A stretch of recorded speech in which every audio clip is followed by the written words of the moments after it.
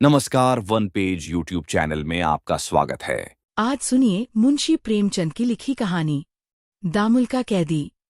10 बजे रात का समय। एक विशाल भवन में एक सजा हुआ कमरा, बिजली की अंगीठी, बिजली का प्रकाश। बड़ा दिन आ गया है। सेठ खूबचंद जी अफसरों को डालियां भेजने का सामान कर रही हैं। फलों, मिठाइयों, मेवों, खिलौनों की छोटी छोटी पहाड़ियां सामने खड़ी हैं।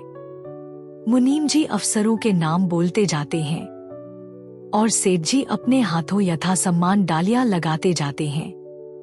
खूबचंद जी एक मिल के मालिक हैं, बंबई के बड़े ठेकेदार। एक बार नगर के मेयर भी रह चुके हैं।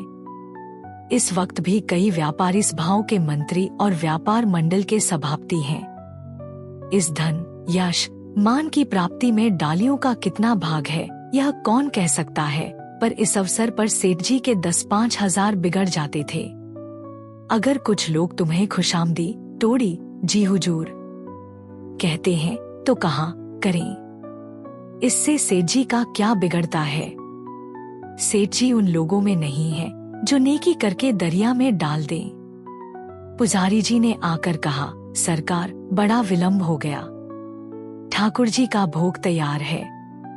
अन्य धानिकों की भांति सेठ जी ने भी एक मंदिर बनवाया था। ठाकुर जी की पूजा करने के लिए एक पुजारी नौकर रख लिया था। पुजारी को रोष भरी आंखों से देखकर कहा, देखते नहीं हो क्या कर रहा हूँ। यह भी एक काम है, खेल नहीं। तुम्हारे ठाकुर जी ही सब कुछ न दे देंगे। पेट भरने पर ही पूजा सूझती है। घंटे आधा घंटे की देर हो जाने से ठाकुर जी भूखों न मर जाएंगे। पुजारी जी अपना सा मुंह लेकर चले गए और सेठ जी फिर डालियां सजाने में मसरूफ हो गए। सेठ जी के जीवन का मुख्य काम धन कमाना था और उसके साधनों की रक्षा करना उनका मुख्य कर्तव्य। उनके सारे व्यवहार इसी सिद्धांत के अधीन थे। मित्रों से इसलिए मिलते थे कि उनसे धनोपार्जन में मदद मिलेगी।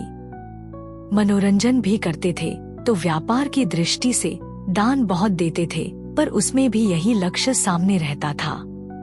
संध्या और वंदना उनके लिए पुरानी लकीर थी, जिसे पीटते रहने में स्वार्थ सिद्ध होता था, मानो कोई बेगार हो।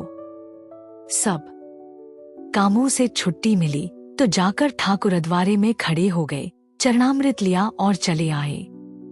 1 घंटे के बाद पुजारी जी फिर सिर पर सवार हो गए। खूबचंद उनका मुंह देखते ही झुंझला उठे। जिस पूजा में तत्काल फायदा होता था उसमें कोई बार बार विघ्न डाले तो क्यों न बुरा लगे। बोले, दह दिया, अभी मुझे फुर्सत नहीं है। खोपड़ी पर सवार हो गए। मैं पूजा का गुलाम नहीं हूँ। जब घर में पैसे होते हैं तभी ठाकुर जी की भी पूजा होती है। घर में पैसे न होंगे तो ठाकुर जी भी पूछने न आएंगे। पुजारी हताश होकर चला गया और सेठ जी फिर अपने काम में लगे। सहसा उनके मित्र केशवराम जी पधारे। सेठ जी उठकर उनके गले से लिपट गए और बोले दिधर से, मैं तो अभी तुम्हें बुलाने वाला था। केशवराम ने मुस्कुराकर कहा, इतनी रात गए तक डालियां ही लग रही हैं।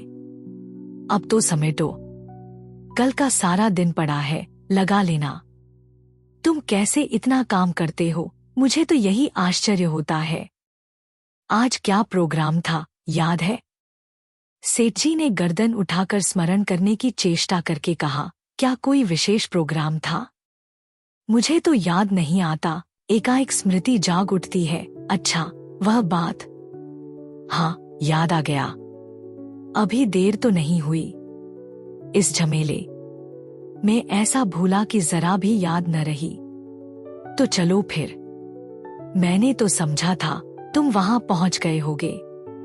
मेरे न जाने से लैला नाराज तो नहीं हुई? यह तो वहां चलने पर मालूम होगा। तुम मेरी ओर से क्षमा मांग लेना। मुझे क्या गरज पड़ी है जो आपकी ओर से क्षमा मांगू। वह तो त्योरियां चढ़ाए बैठी थी। कहने लगी, उन्हें मेरी परवाह नहीं तो मुझे भी उनकी परवाह नहीं। मुझे आने ही न देती थी। मैंने शांत तो कर दिया, लेकिन कुछ बहाना करना पड़ेगा। खूबचंद ने आंखें मारकर कहा, मैं कह दूंगा, गवर्नर साहब ने जरूरी काम से बुला भेजा था। जी नहीं, यह बहाना वहां न चलेगा। कहेगी तुम मुझसे पूछकर क्यों नहीं गए। वह अपने सामने गवर्नर को समझती ही क्या है। रूप और यौवन बड़ी चीज है भाई साहब, आप नहीं जानते। तो फिर तुम ही बताओ कौन सा बहाना करूं। अजी 20 बहाने हैं। कहना दोपहर से 106 डिग्री का ज्वर था, अभी उठा हूं। दोनों मित्र हंसे और लैला का मुजरा सुनने चले। सेठ खूबचंद का स्वदेशी मिल देश के बहुत बड़े मिलों में है। जब से स्वदेशी आंदोलन चला है, मिल के माल की खपत दूनी हो गई है। सेठ जी ने कपड़े की दर में 2 आने रुपया बढ़ा दिए हैं, फिर भी बिक्री में कोई कमी नहीं है। लेकिन इधर अनाज कुछ सस्ता हो गया है, इसलिए सेठ जी ने मजूरी घटाने की सूचना दे दी है। कई दिन से मजूरों के प्रतिनिधियों और सेठ जी में बहस होती रही। सेठ जी जौ भर भी न दबना चाहते थे। जब उन्हें आधी मजूरी पर नए आदमी मिल सकते हैं, तब वह क्यों पुराने आदमियों को रखें। वास्तव में यह चाल पुराने आदमियों को भगाने ही के लिए चली गई थी। अंत में मजूरों ने यही निश्चय किया कि हड़ताल कर दी जाए। प्रात काल का समय है। मिल के हाथे में मजूरों की भीड़ लगी हुई है। कुछ लोग चारदीवारी पर बैठे हैं, कुछ जमीन पर, कुछ इधर उधर मटर गश्ती कर रही हैं। मिल के द्वार पर कांस्टेबलों का पहरा है। मिल में पूरी हड़ताल है। एक युवक को बाहर से आते देखकर सैकड़ों मजूर इधर उधर से दौड़कर उसके चारों ओर जमा हो गए। हर एक पूछ रहा था, सेठ जी ने क्या कहा। यह लंबा, दुबला, सांवला युवक मजूरों का प्रतिनिधि था। उसकी आकृति में कुछ ऐसी दृढ़ता, कुछ ऐसी निष्ठा, कुछ ऐसी गंभीरता थी कि सभी मजूरों ने उसे नेता मान लिया था। युवक के स्वर में निराशा थी, क्रोध था, आहत सम्मान का रुदन था।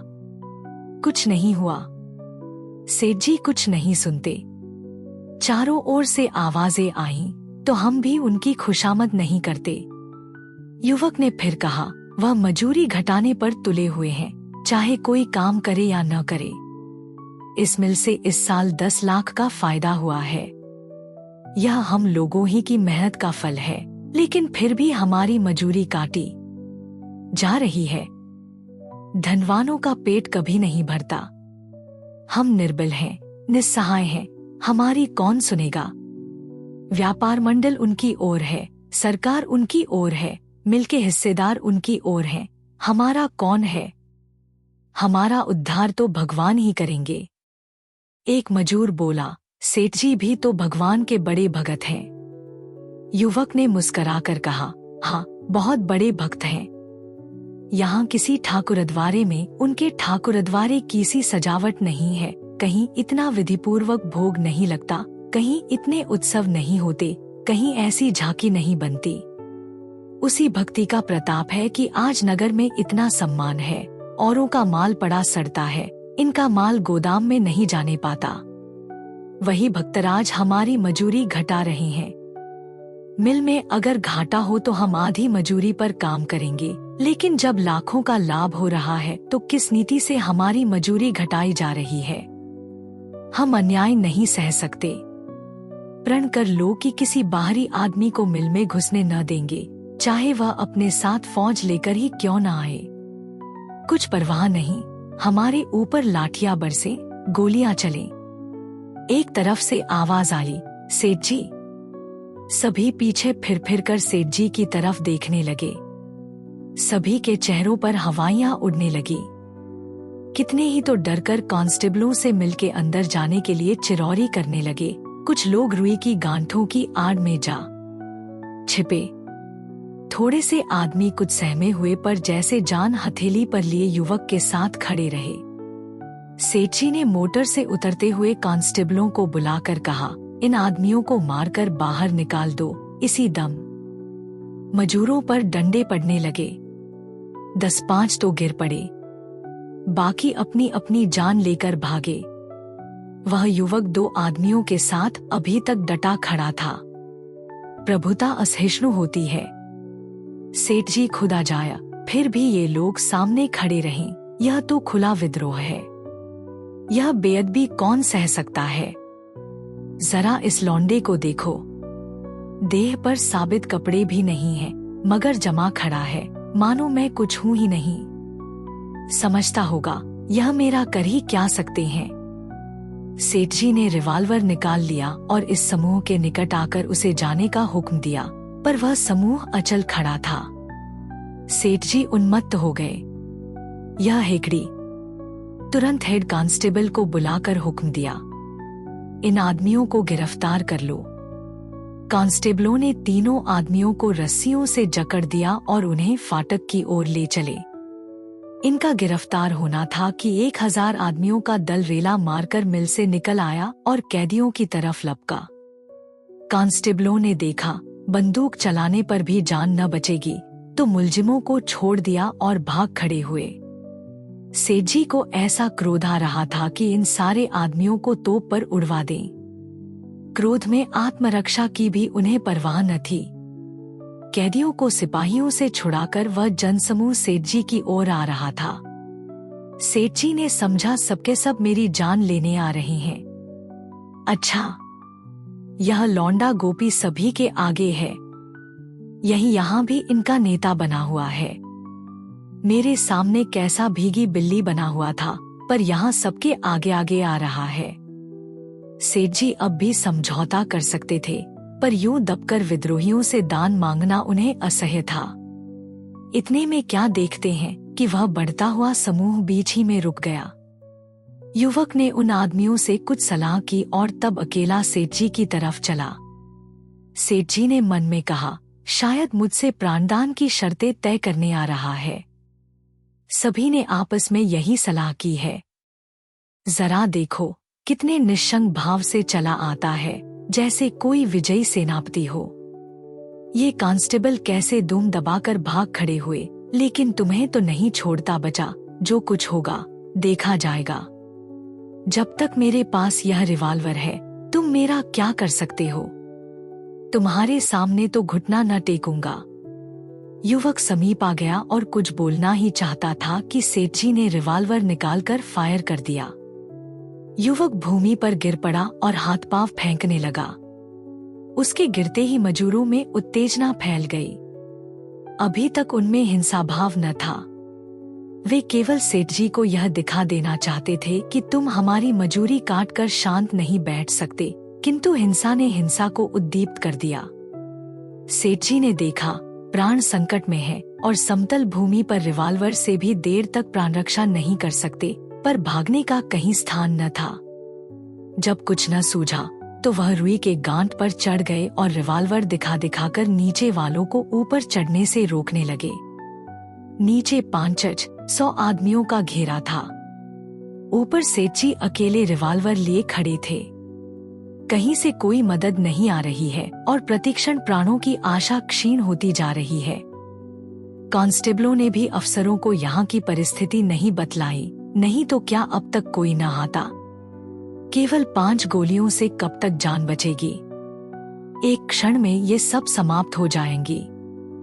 भूल हुई, मुझे बंदूक और कारतूस लेकर आना चाहिए था। फिर देखता इनकी बहादुरी, एक एक को भून कर रख देता। मगर क्या जानता था कि यहाँ इतनी भयंकर परिस्थिति आ खड़ी होगी। नीचे के एक आदमी ने कहा, लगा दो गांठों में आग, निकालो तो एक माचिस। रुई से धन कमाया है, रुई की चिता पर जले। तुरंत एक आदमी ने जेब से दियासलाई निकाली और आग लगाना ही चाहता था कि सहसा वही जख्मी युवक पीछे से आकर सामने हो गया। उसके पांव में पट्टी बंधी हुई थी, फिर भी रक्त बह रहा था। उसका मुख पीला पड़ गया था और उसके तनाव से मालूम होता था कि युवक को असह्य वेदना हो रही है। उसे देखते ही लोगों ने चारों तरफ से आकर घेर लिया। उस हिंसा के उन्माद में भी अपने नेता को जीता जागता देखकर उनके हर्ष की सीमा न रही। जयघोष से आकाश गूंज उठा, गोपीनाथ की जय।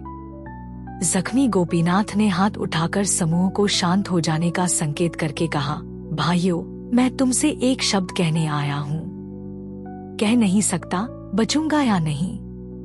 संभव है तुमसे यह मेरा अंतिम निवेदन हो। तुम क्या करने जा रहे हो? दरिद्र में नारायण का निवास है, क्या इसे मिथ्या करना चाहते हो? धनी को अपने धन का मद हो सकता है। तुम्हें किस बात का अभिमान है? तुम्हारे झोपड़ों में क्रोध और अहंकार के लिए कहाँ स्थान है? मैं तुमसे हाथ जोड़कर कहता हूँ, सब लोग यहाँ से हट जाओ। अगर तुम्हें मुझसे कुछ स्नेह है, अगर मैंने तुम्हारी कुछ सेवा की है, तो अपने घर जाओ और सेठ जी को घर जाने दो। चारों तरफ से आपत्तिजनक आवाजें आने लगी, लेकिन गोपीनाथ का विरोध करने का साहस किसी में न हुआ। धीरे धीरे लोग यहाँ से हट गए। मैदान साफ हो गया तो गोपीनाथ ने विनम्र भाव से सेठ जी से कहा, सरकार, अब आप चले जाया। मैं जानता हूँ आपने मुझे धोखे से मारा। मैं केवल यही कहने आपके पास आ रहा था जो आप कह रहा हूँ। मेरा दुर्भाग्य था कि आपको भ्रम हुआ। ईश्वर की यही इच्छा थी। सेठ जी को गोपीनाथ पर कुछ श्रद्धा होने लगी है। नीचे उतरने में कुछ शंका अवश्य है, पर ऊपर भी तो प्राण बचने की कोई आशा नहीं है। वह इधर उधर सशंक नेत्रों से ताकते हुए उतरते हैं। जनसमूह कुछ 10 गज के अंतर पर खड़ा हुआ है।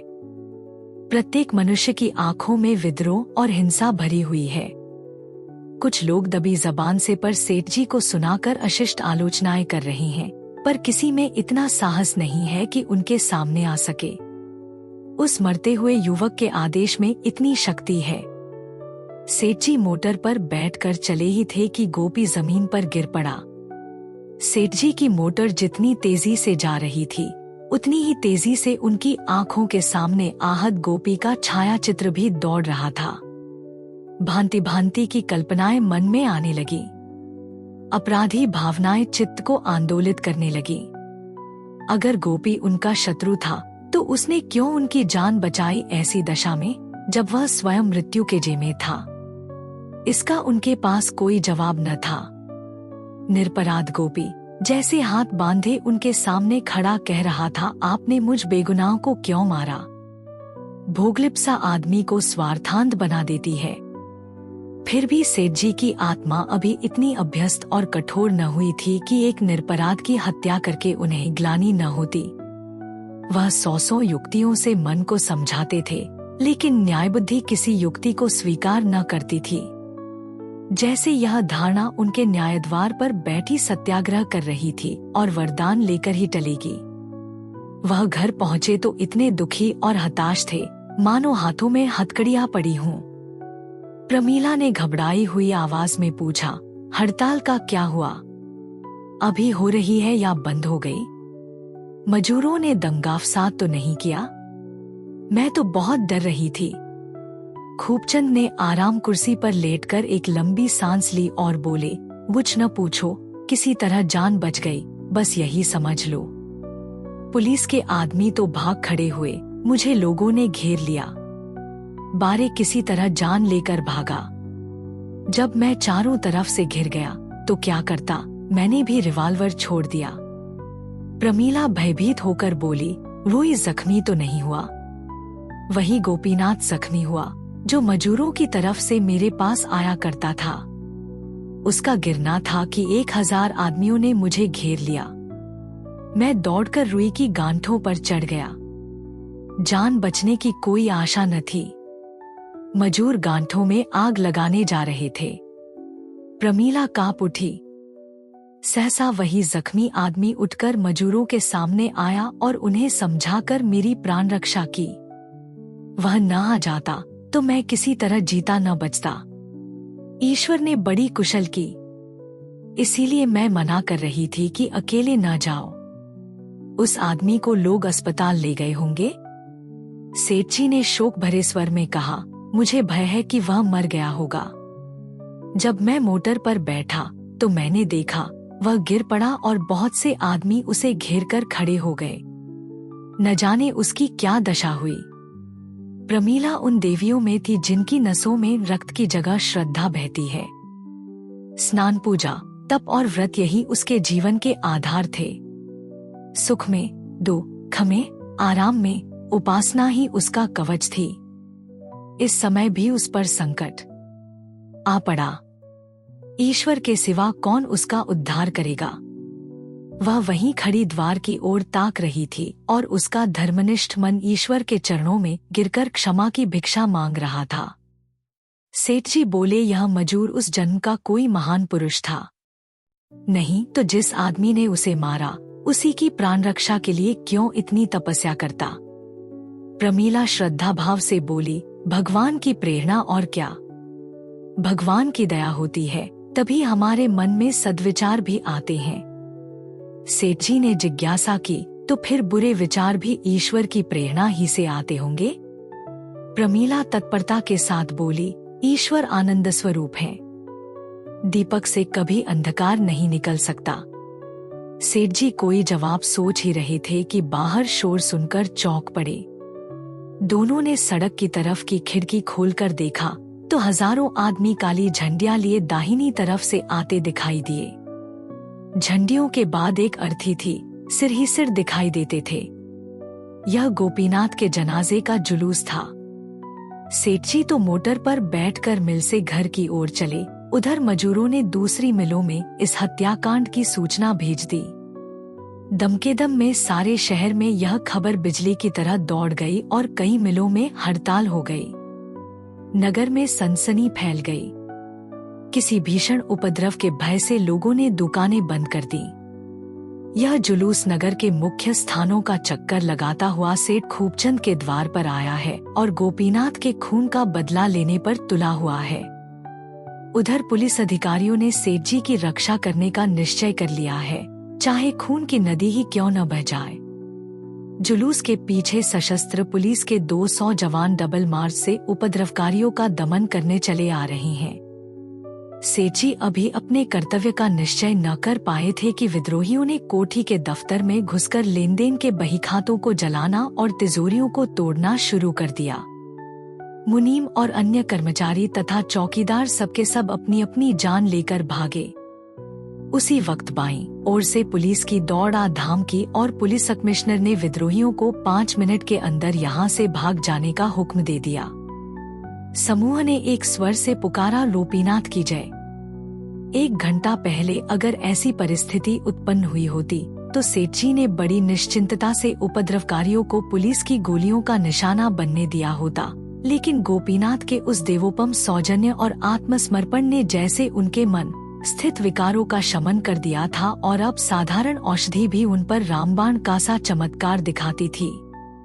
उन्होंने प्रमीला से कहा, मैं जाकर सबके सामने अपना अपराध स्वीकार किए लेता हूँ, नहीं तो मेरे पीछे न जाने कितने घर मिट जाएंगे। प्रमीला ने कांपते हुए स्वर में कहा, यही खिड़की से आदमियों को क्यों नहीं समझा देते। वे जितना मजूरी बढ़ाने को कहते हो बढ़ा दो। इस समय तो उन्हें मेरे रक्त की प्यास है, मजूरी बढ़ाने का उन पर कोई असर न होगा। सजल नेत्रों से देखकर प्रमीला बोली, तब तो तुम्हारे ऊपर हत्या का अभियोग चल जाएगा।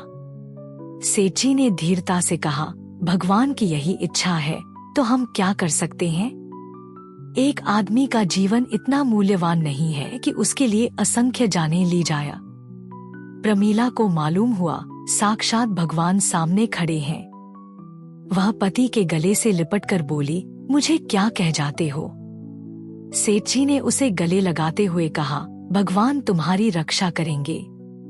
उनके मुख से और कोई शब्द न निकला। प्रमीला की हिचकियां बंधी हुई थी। उसे रोता छोड़कर सेठ जी नीचे उतरे। वह सारी संपत्ति जिसके लिए उन्होंने जो कुछ करना चाहिए वह भी किया, जो कुछ न करना चाहिए वह भी किया, जिसके लिए खुशामद की छल किया, अन्याय किए, जिसे वह अपने जीवन तप का वरदान समझते थे, आज कदाचित सदा के लिए उनके हाथ से निकली जाती थी, पर उन्हें जरा भी मोह न था, जरा भी खेद न था। वह जानते थे उन्हें डामुल की सजा होगी, यह सारा कारोबार चौपट हो जाएगा, यह संपत्ति धूल में मिल जाएगी। कौन जाने प्रमीला से फिर भेंट होगी या नहीं, कौन मरेगा, कौन जिएगा, कौन जानता है। मानो वह स्वेच्छा से यमदूतों का आह्वान कर रहे हों। और वह वेदनामय विवशता जो हमें मृत्यु के समय दबा लेती है, उन्हें भी दबाए हुए थी। प्रमीला उनके साथ ही साथ नीचे तक आई। वह उनके साथ उस समय तक रहना चाहती थी जब तक जनता उसे पृथक न कर दे, लेकिन सेठ जी उसे छोड़कर जल्दी से बाहर निकल गए और वह खड़ी रोती रह गई। बलि पाते ही विद्रोह का पिशाच शांत हो गया। सेठ जी 1 सप्ताह हवालात में रहे, फिर उन पर अभियोग चलने लगा। बंबई के सबसे नामी बैरिस्टर गोपी की तरफ से पैरवी कर रहे थे। मजूरों ने चंदे से अपार धन एकत्र किया था और यहाँ तक तुले हुए थे कि अगर अदालत से सेठ जी बरी भी हो जाए तो उनकी हत्या कर दी जाए। नित्य इजलास में कई हजार कुली जमा रहते। अभियोग सिद्ध ही था। मुलजिम ने अपना अपराध स्वीकार कर लिया था। उनके वकीलों ने उनके अपराध को हल्का करने की दलीलें पेश की। फैसला यह हुआ कि 14 साल का काला पानी हो गया। सेठ जी के जाते ही मानो लक्ष्मी रूठ गईं, जैसे उस विशालकाय वैभव की आत्मा निकल गई हो। साल भर के अंदर उस वैभव का कंकाल मात्र रह गया। मिल तो पहले ही बंद हो चुकी थी। लेना देना चुकाने पर कुछ न बचा। यहाँ तक कि रहने का घर भी हाथ से निकल गया। प्रमीला के पास लाखों के आभूषण थे। वह चाहती तो उन्हें सुरक्षित रख सकती थी, पर त्याग की धुन में उन्हें भी निकाल फेंका। 7वें महीने में जब उसके पुत्र का जन्म हुआ तो वह छोटे से किराए के घर में थी। पुत्र रत्न पाकर अपनी सारी विपत्ति भूल गई। कुछ तो कथा तो यही कि पतिदेव होते तो इस समय कितने आनंदित होते। प्रमीला ने किन कष्टों को झेलते हुए पुत्र का पालन किया, इसकी कथा लंबी है। सब कुछ सहा, पर किसी के सामने हाथ नहीं फैलाया। जिस तत्परता से उसने देने चुकाए थे, उससे लोगों की उस पर भक्ति हो गई थी। कई सज्जन तो उसे कुछ मासिक सहायता देने पर तैयार थे, लेकिन प्रमीला ने किसी का एहसान न लिया। भले घरों की महिलाओं से उसका परिचय था ही। वह घरों में स्वदेशी वस्तुओं का प्रचार करके गुजर भर को कमा लेती थी। जब तक बच्चा दूध पीता था, उसे अपने काम में बड़ी कठिनाई पड़ी, लेकिन दूध छुड़ा देने के बाद वह बच्चे को दाई को सौंपकर आप काम करने चली जाती थी। दिन भर के कठिन परिश्रम के बाद जब वह संध्या समय घर आकर बालक को गोद में उठा लेती तो उसका मन हर्ष से उन्मत्त होकर पति के पास उड़ जाता, जो न जाने किस दशा में काले कोसों पर पड़ा था। उसे अपनी संपत्ति के लुट जाने का लेशमात्र भी दुख नहीं है। उसे केवल इतनी ही लालसा है कि स्वामी कुशल से लौट आवे और बालक को देखकर अपनी आंखें शीतल करें। फिर तो वह इस दरिद्रता में भी सुखी और संतुष्ट रहेगी। वह नित्य ईश्वर के चरणों में सिर झुकाकर स्वामी के लिए प्रार्थना करती है। उसे विश्वास है ईश्वर जो कुछ करेंगे उससे उनका कल्याण ही होगा। ईश्वर वंदना में वह अलौकिक धैर्य, साहस और जीवन का आभास पाती है। प्रार्थना ही अब उसकी आशाओं का आधार है। 15 साल की विपत्ति के दिन आशा की छांव में कट गए। संध्या का समय है। किशोर कृष्णचंद्र अपनी माता के पास मनमारे बैठा हुआ है। वह मां बाप दोनों में से एक को भी नहीं पड़ा। प्रमीला ने पूछा, क्यों बेटा, तुम्हारी परीक्षा तो समाप्त हो गई? बालक ने गिरे हुए मन से जवाब दिया, हाँ अम्मा, हो गई, लेकिन मेरे पर्चे अच्छे नहीं हुए। मेरा मन पढ़ने में नहीं लगता है। यह कहते कहते उसकी आंखें डबडबा आईं। प्रमीला ने स्नेहभरे स्वर में कहा, यह तो अच्छी बात नहीं है बेटा, तुम्हें पढ़ने में मन लगाना चाहिए। बालक सजल नेत्रों से माता को देखता हुआ बोला, मुझे बार बार पिताजी की याद आती रहती है। वह तो अब बहुत बूढ़े हो गए होंगे। मैं सोचा करता हूँ कि वह आएंगे तो तनमन से उनकी सेवा करूंगा। इतना बड़ा उत्सर्ग किसने किया होगा अम्मा? उस पर लोग उन्हें निर्दयी कहते हैं। मैंने गोपीनाथ के बाल बच्चों का पता लगा लिया अम्मा। उनकी घरवाली है, माता है और एक लड़की है जो मुझसे 2 साल बड़ी है। मां बेटी दोनों उसी मिल में काम करती हैं। दादी बहुत बूढ़ी हो गई है। प्रमीला ने विस्मित होकर कहा, तुझे उनका पता कैसे चला बेटा? कृष्णचंद्र प्रसन्नचित्त होकर बोला, मैं आज उस मिल में चला गया था। मैं उस स्थान को देखना चाहता था जहां मजूरों ने पिताजी को घेरा था, और वह स्थान भी जहां गोपीनाथ गोली खाकर गिरा था, पर उन दोनों में एक स्थान भी न रहा। वहां इमारतें बन गई हैं। मिल का काम बड़े जोर से चल रहा है। मुझे देखते ही बहुत से आदमियों ने मुझे घेर लिया। सब यही कहते थे कि तुम तो भैया गोपीनाथ का रूप धार कर आए हो। मजूरों ने वहां गोपीनाथ की एक तस्वीर लटका रखी है। उसे देखकर चकित हो गया अम्मा, जैसे मेरी ही तस्वीर हो, केवल मूंछों का अंतर है। जब मैंने गोपी की स्त्री के बारे में पूछा तो एक आदमी दौड़कर उसकी स्त्री को बुला लाया। वह मुझे देखते ही रोने लगी, और न जाने क्यों मुझे भी रोना आ गया। बेचारी स्त्रियां बड़े कष्ट में हैं। मुझे तो उनके ऊपर ऐसी दया आती है कि उनकी कुछ मदद करूं। प्रमीला को शंका हुई, लड़का इन झगड़ों में पड़कर पढ़ना न छोड़ बैठे। बोली, अभी तुम उनकी क्या मदद कर सकते हो बेटा? धन होता तो कहती 10-5 रुपए महीना दे दिया करो, लेकिन घर का हाल तो तुम जानते ही हो। अभी मन लगाकर पढ़ो। जब तुम्हारे पिताजी आ जाया तो जो इच्छा हो वह करना। कृष्णचंद्र ने उस समय कोई जवाब न दिया, लेकिन आज से उसका नियम हो गया कि स्कूल से लौटकर एक बार गोपी के परिवार को देखने अवश्य जाता।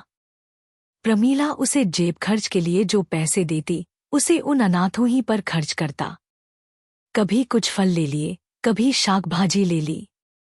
एक दिन कृष्णचंद्र को घर आने में देर हुई तो प्रमीला बहुत घबराई। पता लगाती हुई विधवा के घर पर पहुंची तो देखा एक तंग गली में, एक सीले सड़े हुए मकान में गोपी की स्त्री एक खाट पर पड़ी है और कृष्णचंद्र खड़ा उसे पंखा झल रहा है। माता को देखते ही बोला, मैं अभी घर न जाऊंगा अम्मा, देखो काकी कितनी बीमार है। दादी को कुछ सूझता नहीं, बिन्नी खाना पका रही है। इनके पास कौन बैठे? प्रमीला ने खिन्न होकर कहा, अब तो अंधेरा हो गया, तुम यहाँ कब तक बैठे रहोगे? अकेला घर मुझे भी तो अच्छा नहीं लगता। इस वक्त चलो, सवेरे फिर आ जाना। रोगिणी ने प्रमीला की आवाज सुनकर आंखें खोल दी और मंद स्वर में बोली, आओ माताजी, बैठो। मैं तो भैया से कह रही थी, देर हो रही है, अब घर जाओ, पर यह गए ही नहीं। मुझ अभागिनी पर इन्हें न जाने क्यों इतनी दया आती है। अपना लड़का भी इससे अधिक मेरी सेवा न कर सकता। चारों तरफ से दुर्गंध आ रही थी। उमस ऐसी थी कि दम घुटा जाता था। उस बिल में हवा किधर से आती? पर कृष्णचंद्र ऐसा प्रसन्न था मानो कोई परदेशी चारों ओर से ठोकरें खाकर अपने घर में आ गया हो। प्रमीला ने इधर उधर निगाह दौड़ाई तो एक दीवार पर उसे एक तस्वीर दिखाई दी। उसने समीप जाकर उसे देखा तो उसकी छाती धक से हो गई। बेटी की ओर देखकर बोली, तूने यह चित्र कब खिंचवाया बेटा? कृष्णचंद्र मुस्कुराकर बोला, यह मेरा चित्र नहीं है अम्मा, गोपीनाथ का चित्र है। प्रमीला ने अविश्वास से कहा, चल झूठा कहीं का। रोगिणी ने कातर भाव से कहा, नहीं अम्मा जी, वह मेरे आदमी ही का चित्र है। भगवान की लीला कोई नहीं जानता, पर भैया की सूरत इतनी मिलती है कि मुझे अचरज होता है। जब मेरा ब्याह हुआ था तब उनकी यही उम्र थी और सूरत भी बिल्कुल यही हंसी थी, यही बातचीत और यही स्वभाव। क्या रहस्य है, मेरी समझ में नहीं आता। माताजी, जब से यह आने लगे हैं, कह नहीं सकती मेरा जीवन कितना सुखी हो गया। इस मोहल्ले में सब हमारे ही जैसे मजूर रहते हैं। उन सबों के साथ यह लड़कों की तरह रहते हैं। सब इन्हें देखकर निहाल हो जाते हैं। प्रमीला ने कोई जवाब न दिया। उसके मन पर एक अव्यक्त शंका छाई थी, मानो उसने कोई बुरा सपना देखा हो। उसके मन में बार बार एक प्रश्न उठ रहा था, जिसकी कल्पना ही से उसके रोए खड़े हो जाते थे। सहसा उसने कृष्णचंद्र का हाथ पकड़ लिया और बलपूर्वक खींचती हुई द्वार की ओर चली, मानो कोई उसे उसके हाथों से छीने लिए जाता हो। रोगिणी ने केवल इतना कहा, माताजी, कभी कभी भैया को मेरे पास आने दिया करना, नहीं तो मैं मर जाऊंगी। 15 साल के बाद भूतपूर्व सेठ खूबचंद अपने नगर के स्टेशन पर पहुंचे। हरा भरा वृक्ष ठूंठ होकर रह गया था। चेहरे पर झुर्रियां पड़ी हुई, सिर के बाल सन, दाढ़ी जंगल की तरह बढ़ी हुई, दांतों का कहीं नाम नहीं, कमर झुकी हुई। ठूंठ को देखकर कौन पहचान सकता है कि यह वही वृक्ष है जो फल फूल और पत्तियों से लदा रहता था, जिस पर पक्षी कलरव करते रहते थे। स्टेशन के बाहर निकलकर वह सोचने लगे, कहाँ जाया। अपना नाम लेते लज्जा आती थी। किससे पूछें, प्रमीला जीती है या मर गई? अगर है तो कहाँ है? उन्हें देख वह प्रसन्न होगी या उनकी उपेक्षा करेगी? प्रमीला का पता लगाने में ज्यादा देर न लगी। खूबचंद की कोठी अभी तक खूबचंद की कोठी कहलाती थी। दुनिया कानून के उलटफेर क्या जाने। अपनी कोठी के सामने पहुंचकर उन्होंने एक तंबोली से पूछा, क्यों भैया, यही तो सेठ खूबचंद की कोठी है। तंबोली ने उनकी ओर कुतूहल से देखकर कहा, यूपचंद की जब थी तब थी, अब तो लाला देशराज की है। अच्छा, मुझे यहाँ आए बहुत दिन हो गए। सेठ जी के यहाँ नौकर था। सुना सेठ जी को काला पानी हो गया था। हाँ, बेचारे भलमनसी में मारे गए। चाहते तो बेदाग बच जाते। सारा घर मिट्टी में मिल गया।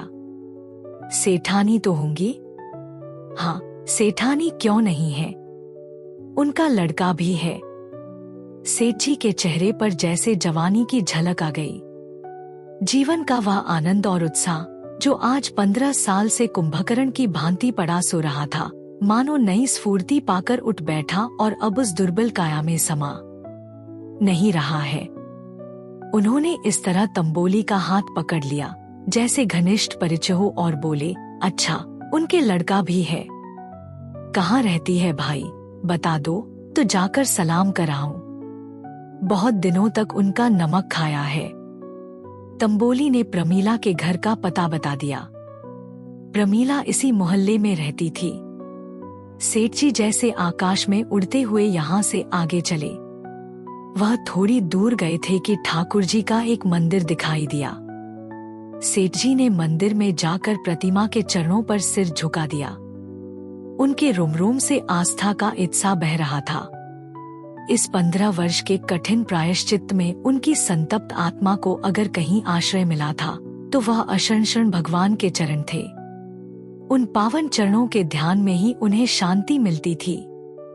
दिन भर ऊख के कोल्हू में जुटे रहने या फावड़े चलाने के बाद जब वह रात को पृथ्वी की गोद में लेटते तो पूर्व स्मृतियां अपना अभिनय करने लगती। वह अपना विलासमय जीवन जैसे रुदन करता हुआ उनकी आंखों के सामने आ जाता और उनके अंतःकरण से वेदना में डूबी हुई ध्वनि निकलती, ईश्वर मुझ पर दया करो। इस दयायाचना में उन्हें एक ऐसी अलौकिक शांति और स्थिरता प्राप्त होती थी मानो बालक माता की गोद में लेटा हो। जब उनके पास संपत्ति थी, विलास के साधन थे, यौवन था, स्वास्थ्य था, अधिकार था, उन्हें आत्मचिंतन का अवकाश न मिलता था। मन प्रवृत्ति ही की ओर दौड़ता था।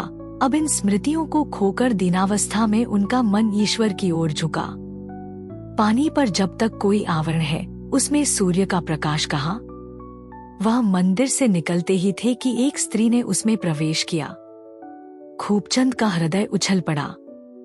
वह कुछ कर्तव्य भ्रम से होकर एक स्तंभ की आड़ में हो गए। यह प्रमीला थी। इन 15 वर्षों में एक दिन भी ऐसा नहीं गया जब उन्हें प्रमीला की याद न आई हो। वह छाया उनकी आंखों में बसी हुई थी। आज उन्हें उस छाया और इस सत्य में कितना अंतर दिखाई दिया। छाया पर समय का क्या असर हो सकता है, उस पर सुख दुख का बस नहीं चलता। सत्य तो इतना अभेद्य नहीं। उस छाया में वह सदैव प्रमोद का रूप देखा करते थे, आभूषण, मुस्कान और लज्जा से रंजित।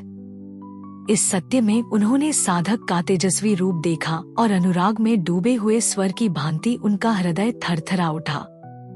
मन में ऐसा उद्गार उठा कि इसके चरणों पर गिर पड़ूं और कहूं, देवी इस पतित का उद्धार करो। किंतु तुरंत विचार आया, नहीं, यह देवी मेरी उपेक्षा न करे। इस दशा में उसके सामने जाते उन्हें लज्जा आई। कुछ दूर चलने के बाद प्रमीला एक गली में मुड़ी। सेठ जी भी उसके पीछे पीछे चले जाते थे। आगे एक कई मंजिल की हवेली थी।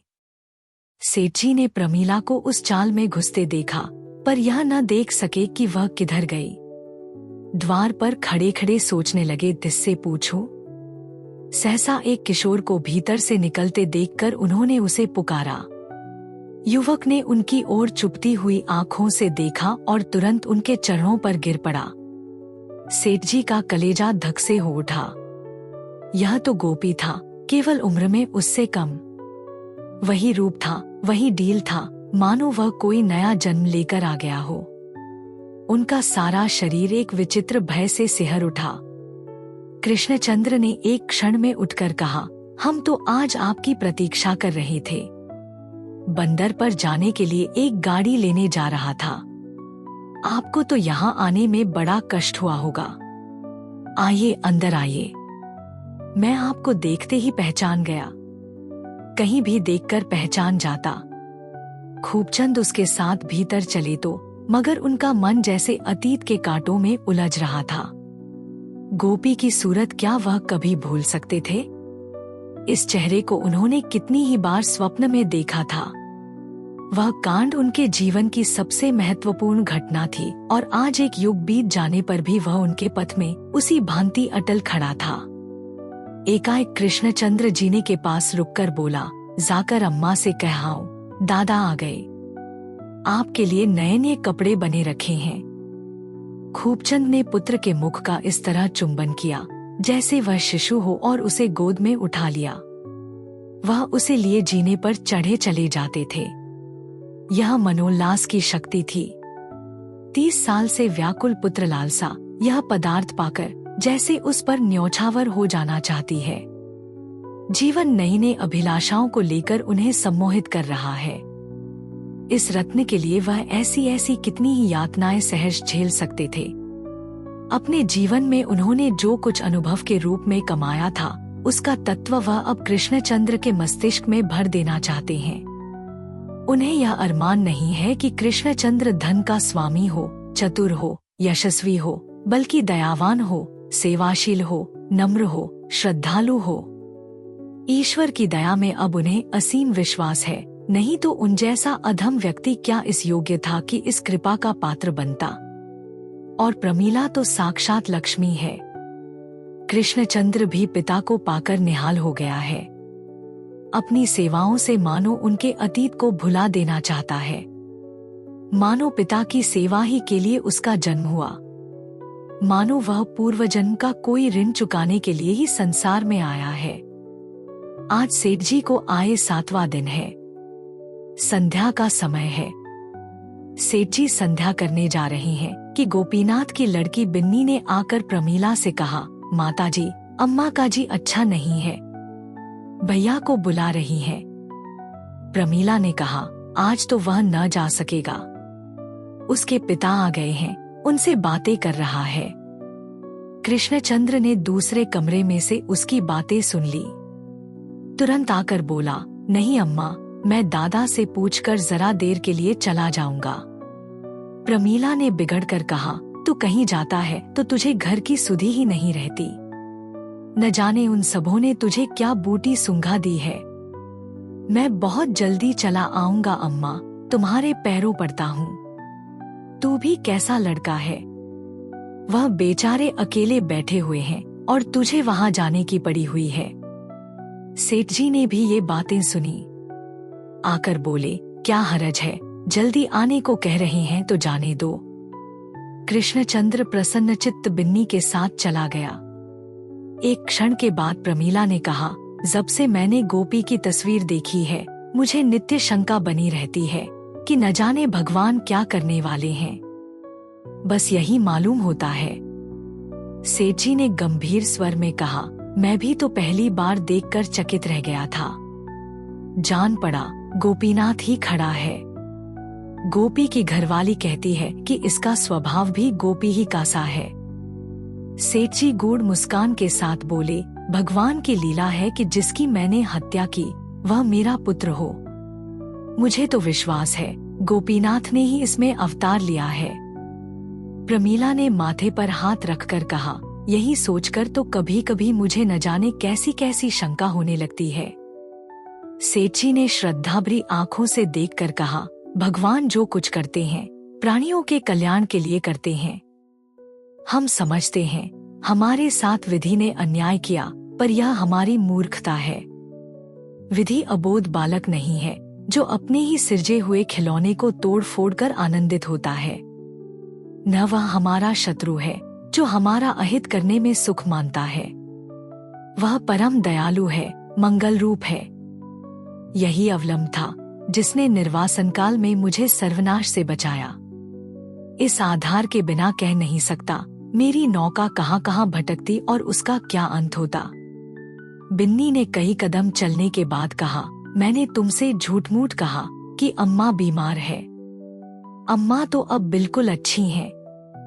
तुम कई दिन से गए नहीं, इसीलिए उन्होंने मुझसे कहा इस बहाने से बुला लाना। तुमसे वह एक सलाह करेंगी। कृष्णचंद्र ने कुतूहलभरी आंखों से देखा। तुमसे सलाह करेंगी? मैं भला क्या सलाह दूंगा? मेरे दादा आ गए, इसीलिए नहीं आ सका। तुम्हारे दादा आ गए? उन्होंने पूछा होगा, यह कौन लड़की है? नहीं, कुछ नहीं पूछा। दिल में तो कहते होंगे, कैसी बेशर्म लड़की है। दादा ऐसे आदमी नहीं है। मालूम हो जाता कि यह कौन है तो बड़े प्रेम से बातें करते। मैं तो कभी कभी डरा करता था कि न जाने उनका मिजाज कैसा हो। सुनता था कैदी बड़े कठोर हृदय हुआ करते हैं, लेकिन दादा तोद्या के देवता हैं। दोनों कुछ दूर फिर चुपचाप चले गए। तब कृष्णचंद्र ने पूछा, तुम्हारी अम्मा मुझसे कैसी सलाह करेंगी? बिन्नी का ध्यान जैसे टूट गया। मैं क्या जानूं कैसी सलाह करेंगी? मैं जानती कि तुम्हारे दादा आए हैं तो न आती। मन में कहते होंगे, इतनी बड़ी लड़की अकेली मारी मारी फिरती है। कृष्णचंद्र कह कहा, मार कर बोला, हाँ कहते तो होंगे। मैं जाकर और जड़ दूंगा। बिन्नी बिगड़ गई। तुम क्या जड़ दोगे? बताओ, मैं कहाँ घूमती हूँ? तुम्हारे घर के सिवा मैं और कहाँ जाती हूँ? मेरे जी में जो आएगा सो कहूंगा, नहीं तो मुझे बता दो कैसी सलाह है। तो मैंने कब कहा था कि नहीं बताऊंगी? कल हमारे मिल में फिर हड़ताल होने वाली है। हमारा मैनेजर इतना निर्दयी है कि किसी को 5 मिनट की भी देर हो जाए तो आधे दिन की तलब काट लेता है, और 10 मिनट देर हो जाए तो दिन भर की मजूरी गायब। कई बार सबों ने जाकर उससे कहा, सुना, मगर मानता ही नहीं। तुम हो तो जरा से, पर अम्मा का न जाने तुम्हारे ऊपर क्यों इतना विश्वास है, और मजूर लोग भी तुम्हारे ऊपर बड़ा भरोसा रखते हैं। सबकी सलाह है कि तुम एक बार मैनेजर के पास जाकर 2 टूक बातें कर लो। हाँ या नहीं? अगर वह अपनी बात पर अड़ा रहे तो फिर हम भी हड़ताल करेंगे। कृष्णचंद्र विचारों में मग्न था, कुछ न बोला। बिन्नी ने फिर उद्दंड भाव से कहा, यह कड़ाई इसीलिए तो है कि मैनेजर जानता है हम बेबस हैं और हमारे लिए और कहीं ठिकाना नहीं है, तो हमें भी दिखा देना है कि हम चाहे भूखों मरेंगे मगर अन्याय न सहेंगे। कृष्णचंद्र ने कहा, उपद्रव हो गया तो गोलियां चलेंगी, तो चलने दो। हमारे दादा मर गए तो क्या हम लोग जिए नहीं? दोनों घर पहुंचे तो वहां द्वार पर बहुत से मजूर जमा थे और इसी विषय पर बातें हो रही थी। कृष्णचंद्र को देखते ही सबों ने चिल्लाकर कहा, लो भैया आ गए। वही मिल है जहां सेठ खूबचंद ने गोलियां चलाई थी। आज उन्हीं का पुत्र मजदूरों का नेता बना हुआ गोलियों के सामने खड़ा है। कृष्णचंद्र और मैनेजर में बातें हो चुकी। मैनेजर ने नियमों को नरम करना स्वीकार न किया। हड़ताल की घोषणा कर दी गई। आज हड़ताल है। मजदूर मिल के हाथे में जमा है और मैनेजर ने मिल की रक्षा के लिए फौजी गारद बुला लिया है। मिल के मजदूर उपद्रव नहीं करना चाहते थे। हड़ताल केवल उनके असंतोष का प्रदर्शन थी, लेकिन फौजी गारद देखकर मजदूरों को भी जोश आ गया। दोनों तरफ से तैयारी हो गई है। एक और गोलियां हैं, दूसरी ओर ईंट पत्थर के टुकड़े। युवक कृष्णचंद्र ने कहा, आप लोग तैयार हैं? हमें मिलके अंदर जाना है, चाहे सब मार डाले जाए। बहुत सी आवाजें आई, सब तैयार हैं। जिसके बाल बच्चे हों वह अपने घर चले जाया। बिन्नी पीछे खड़ी खड़ी बोली, बाल बच्चे सबकी रक्षा भगवान करता है। कई मजदूर घर लौटने का विचार कर रहे थे। इस वाक्य ने उन्हें स्थिर कर दिया। जय जयकार हुई और 1000 मजदूरों का दल मिलद्वार की ओर चला। फौजी गारद ने गोलियां चलाईं। सबसे पहले कृष्णचंद्र, फिर और कई आदमी गिर पड़े। लोगों के पांव उखड़ने लगे। उसी वक्त खूबचंद नंगे सिर नंगे पांव हाथे में पहुंचे और कृष्णचंद्र को गिरते देखा। परिस्थिति उन्हें घर ही पर मालूम हो गई थी। उन्होंने उन्मत्त होकर कहा, कृष्णचंद्र की जय, और दौड़कर आहत युवक को कंठ से लगा लिया। मजदूरों में एक अद्भुत साहस और धैर्य का संचार हुआ। खूबचंद, इस नाम ने जादू का काम किया। इस 15 साल में खूबचंद ने शहीद का ऊंचा पद प्राप्त कर लिया था। उन्हीं का पुत्र आज मजदूरों का नेता है। धन्य है भगवान की लीला। सेठ जी ने पुत्र की लाश जमीन पर लिटा दी और अविचलित भाव से बोले, भाइयों, यह लड़का मेरा पुत्र था। मैं 15 साल डामुल काट कर लौटा तो भगवान की कृपा से मुझे इसके दर्शन हुए। आज 8वां दिन है। आज फिर भगवान ने उसे अपनी शरण में ले लिया। वह भी उन्हीं की कृपा थी। यह भी उन्हीं कृपा है। मैं जो मूर्ख अज्ञानी तब था वही अब भी हूँ। हाँ, इस बात का मुझे गर्व है कि भगवान ने मुझे ऐसा वीर बालक दिया। अब आप लोग मुझे बधाइयां दें। किसे ऐसी वीरगति मिलती है? अन्याय के सामने जो छाती खोलकर खड़ा हो जाए वही तो सच्चा वीर है। इसलिए बोलिए, कृष्णचंद्र की जय। 1000 गलों से जय ध्वनि निकली और उसी के साथ सबके सब हल्ला मारकर दफ्तर के अंदर घुस गए। गारद के जवानों ने एक बंदूक भी न चलाई। इस विलक्षण कांड ने इन्हें स्तंभित कर दिया था। मैनेजर ने पिस्तौल उठा लिया और खड़ा हो गया। देखा तो सामने सेठ खूबचंद।